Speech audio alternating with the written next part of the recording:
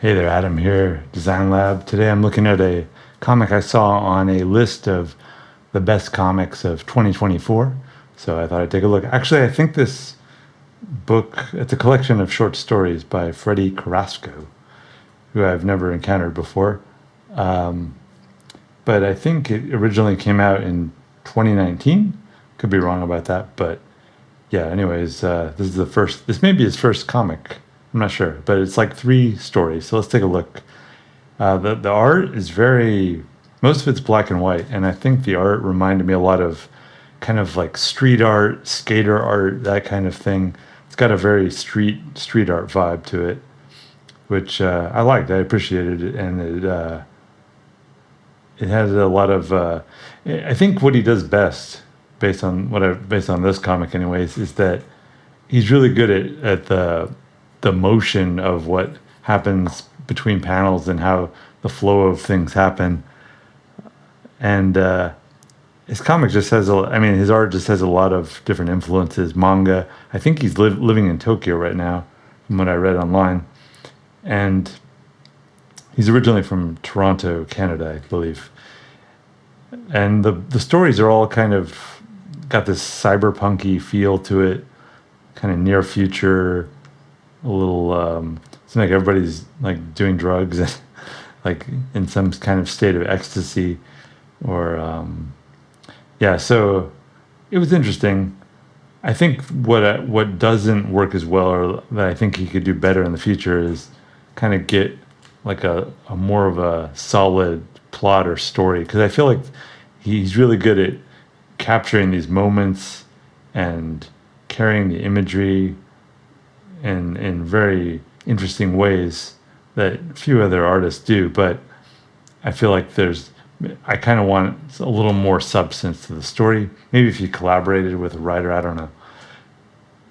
But yeah, I don't know if, at this point, I don't know if I'd qualify it as I haven't read enough 2024 comics, but I don't know if I'd put it on my list of best comics of 2024, but it like got me interested in him and his work in a way that I like. If I saw another book by him in the future, I think he's working on another one right now, I would check it out, definitely. I just, I feel like as a first book, it's not bad, but I feel like he has much more in him, and I'm curious to see where he goes with it. So I think, yeah, it reminds me. I see a lot of like manga and anime influence, a lot of just like graffiti type influence. I think like to see it in color. I'll show you the color parts in a minute. It gets to, and it looks good in black and white. But I think, with some vibrant colors going, I think we could get something even more astonishing and astounding.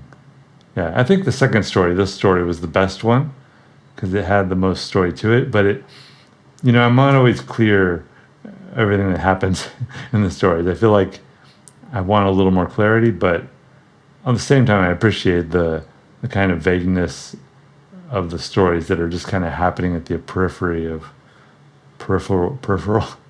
of things, the edge of things,